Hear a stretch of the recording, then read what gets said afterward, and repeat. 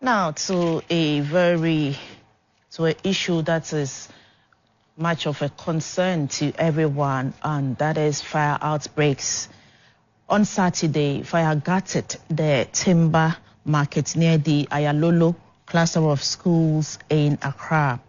This comes few days after fire swept through a warehouse at Larterbiokorshie on Tuesday, September 9, 2025. The inferno did not only destroy shops and wares, but ruined the hopes of many families. The Accra Metropolitan Assembly has since directed that no trader should rebuild until new modalities are put in place at the timber market area. Let's go to the telephone line and speak to the Greater Accra Regional Commander of the Ghana National Fire Service, ACFO2, Rashid Nisawu. Hello, ACFO2. Thanks so much for joining us on News Highlights. Good morning and good morning to your cherished listeners. So these fire outbreaks are recurring, coming too many, especially this year.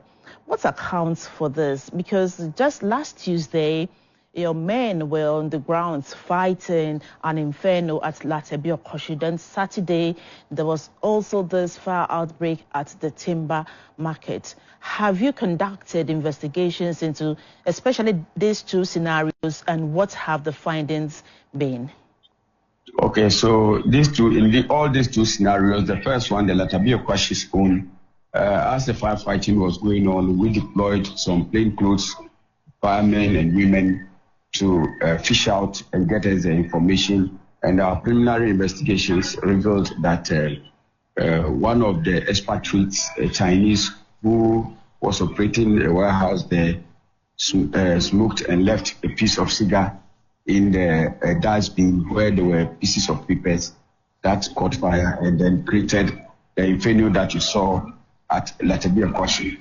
And the other one too that has to do with the timber market on Saturday was somebody who had closed work, gathered refuse and set fire to it and went to sleep. And the refuse bent and caught up with somebody's shop. And that was the results that we saw. So in those two scenarios, we realized that it was a human error that caused those two fires. So that is the little I can say on that one for now. Only basing this on human errors, haven't you intensified fire campaigns or education, especially this year? So what is the lacuna? What's the gap between the outreach and the people that you go to? Yeah, so in this particular year, I have made sure that Mokola number 1, Mokola number 2, Agbogbloshie, Madina, Anya, everywhere there are markets, big markets, Domi, I have placed firemen and women at those places to make sure that education is given in the morning, education is given in the afternoon, education is given in the evening.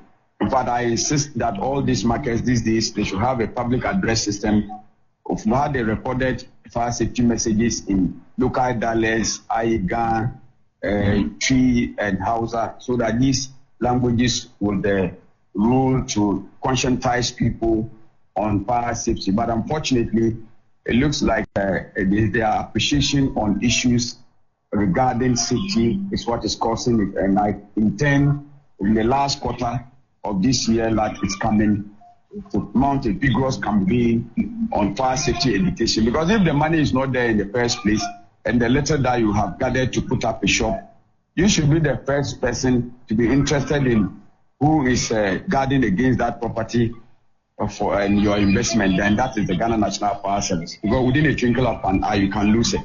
So I would like to drum back this message to them, and then we'll have to move them from shop to shop, door to door, to ensure that these messages through our flyers that we have printed are disseminated. Now, the fires that we are recording, let's look at the intensity of the outbreaks. It's like it's, for lack of words, greater than what we've been experiencing in the past. What accounts for this? Because now there's an inferno and everything is razed to the ground. So let's take it case by case. If you look at the issue of the Larterbiokorshie school, it is an issue that place it's not an industrial area. It is not designated for an industrial area. If an area is designated for an industrial area and it's a warehouse, then of course there are measures that we can advise and put in place to safeguard the place, i.e. even the thickness of the walls.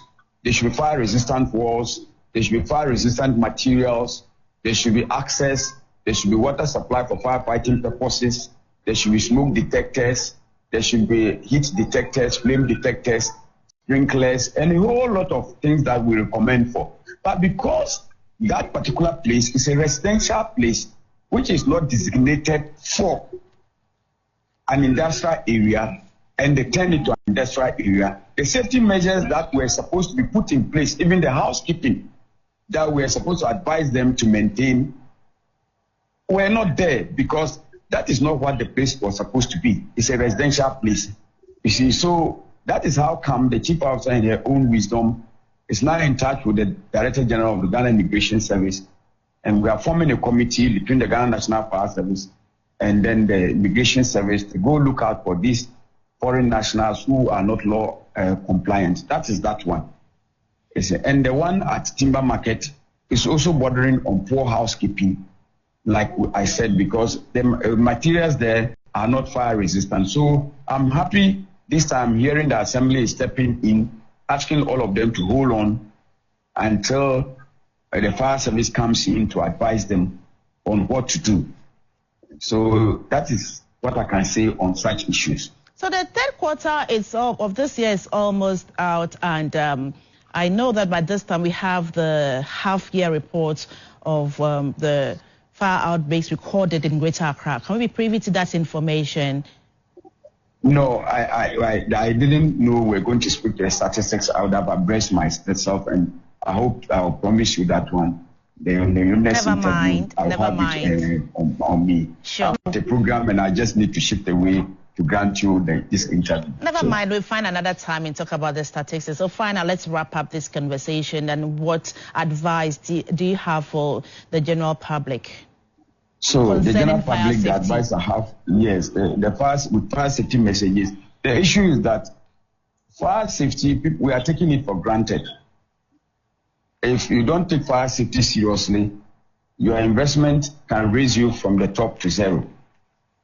And so, if it's at a home, get a smoke detector, get a fire extinguisher, learn how to operate it, ask the fire service to come and teach you how to operate it. In your kitchen, have your fire blankets, have your heat detectors, so that temperatures at certain levels, you can easily take care of the fire.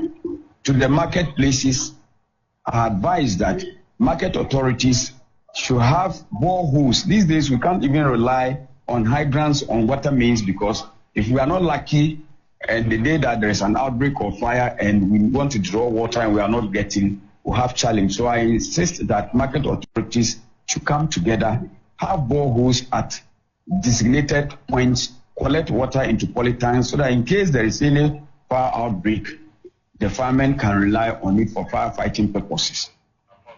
All right, thank you very much. The Greater Accra Regional Commander of the Ghana National Fire Service, ACFO2 Rashid.